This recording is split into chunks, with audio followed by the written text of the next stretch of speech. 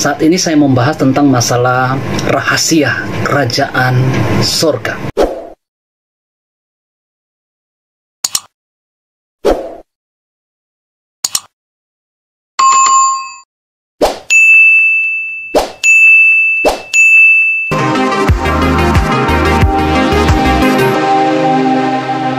Berbicara tentang rahasia kerajaan sorga ini, sudah banyak hal yang disampaikan oleh beberapa tokoh-tokoh agama berbicara tentang hubungan kerajaan sorga.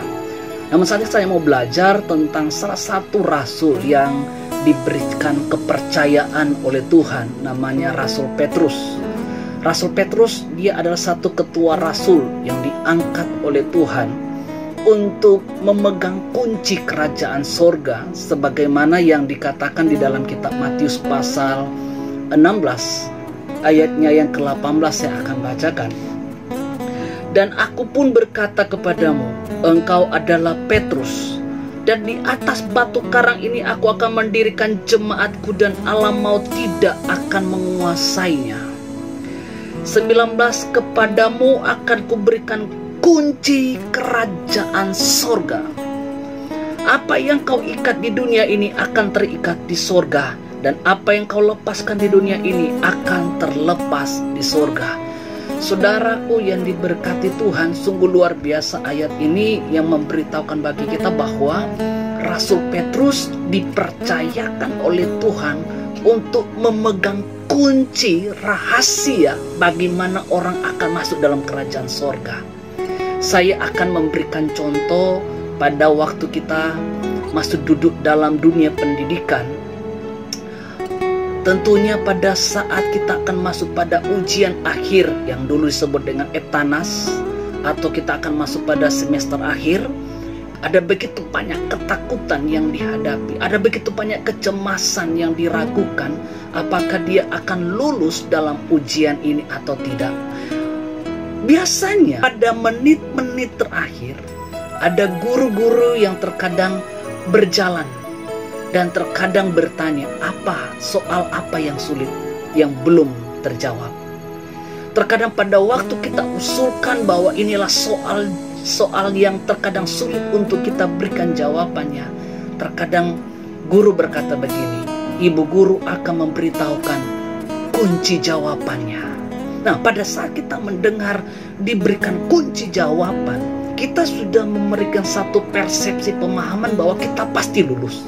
Kenapa? Karena kita diberikan kunci jawaban daripada guru yang mengawas kita pada waktu kita masuk dalam ujian. Nah, seperti inilah kita dipercayakan oleh Tuhan, adalah seorang guru yang dipercayakan pada waktu itu, namanya Rasul Petrus. Rasul Petrus, Tuhan berkata begini, aku akan memberikan engkau kunci kerajaan sorga. Apa yang kau ikat di bumi akan terikat sampai di sorga. Apa yang kau lepaskan di bumi akan terlepas sampai di sorga. Saudaraku yang diberkati Tuhan, pada saat Petrus menjalani akan kepelayanan yang ada, pernah tidak kita mendengar rahasia bagaimana kita bisa mencapai pada kerajaan sorga? Pernah tidak Rasul Petrus memberitahukan, inilah rahasia untuk kita masuk dalam kerajaan sorga? Nah, kita baca dalam kitab suratan Rasul Petrus kepada orang-orang pendatang yang ada di Pontus Kapadokia pada waktu itu, 2 Petrus pasal yang pertama ayatnya yang ke-11 berkata begini, dengan demikian kepada kamu akan dikaruniakan hak penuh untuk memasuki kerajaan kekal, yaitu kerajaan Tuhan dan Juru Selamat kita, Yesus Kristus. Nah, Rasul Petrus rupanya diberitahukan rahasia kerajaan sorga, bagaimana langkah-langkah supaya kita bisa masuk dalam kerajaan sorga. Karena dikatakan di sini, dengan demikian kepada kamu akan dikaruniakan hak penuh untuk memasuki kerajaan kekal. Nah, saya percaya ini bicara tentang kerajaan sorga.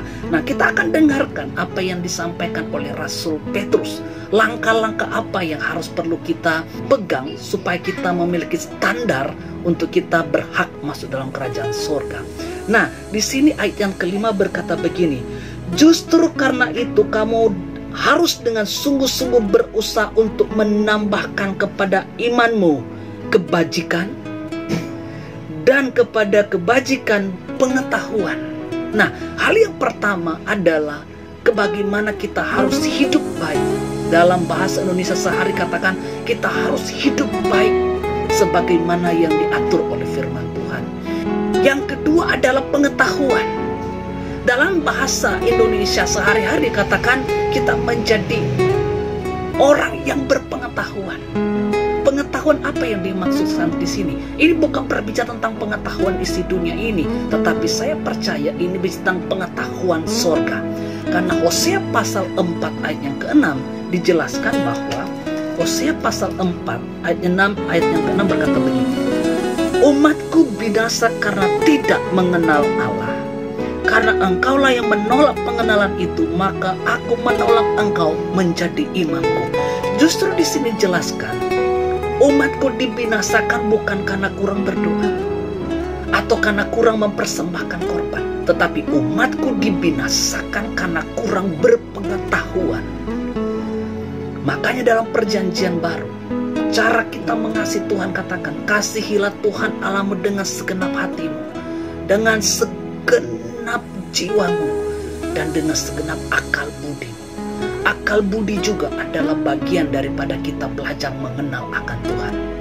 Dan kitab Yohanes dikatakan engkau akan mengerti kebenaran, dan kebenaran itulah yang akan memerdekakan engkau.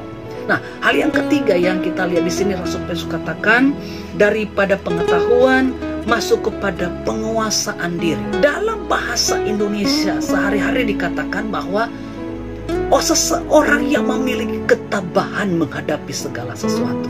Berarti ujian memang ada, tetapi bagaimana sikap kita untuk tabah menghadapi segala sesuatu. Yang kelima, Rasul Petrus katakan kesalehan. Dalam bahasa atau terjemahan yang lain katakan hidup sebagaimana kemauan daripada Allah. Kalau kita hidup sebagaimana kemauan Allah, maka ini adalah bagian daripada kita untuk mencapai bagaimana kita akan hidup dalam kerajaan surga. Yang keenam adalah kasih akan saudara-saudara kita seiman. Nah, di sini dikatakan bahwa ini bicara tentang hubungan horizontal, aplikasi dari apa yang kita dapat selama ini dalam pelayanan yang ada. Yang ketujuh adalah kasih akan semua orang. Nah, disinilah puncak di mana Alkitab katakan kasihilah sesama manusia seperti dirimu sendiri.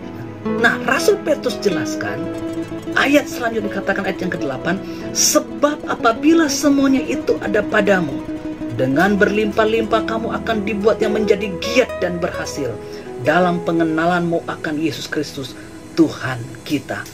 Sudah jelas dikatakan, apabila engkau melakukan semuanya itu, maka engkau akan dibuat yang berlimpah-limpah untuk memasuki kerajaan surga. Ingat apa yang Rasul Petrus katakan, apabila engkau melakukan semuanya ini, maka engkau akan diberikan hak penuh untuk memasuki kerajaan surga. Biarlah firman Tuhan ini memberkati kita semua, dan shalom.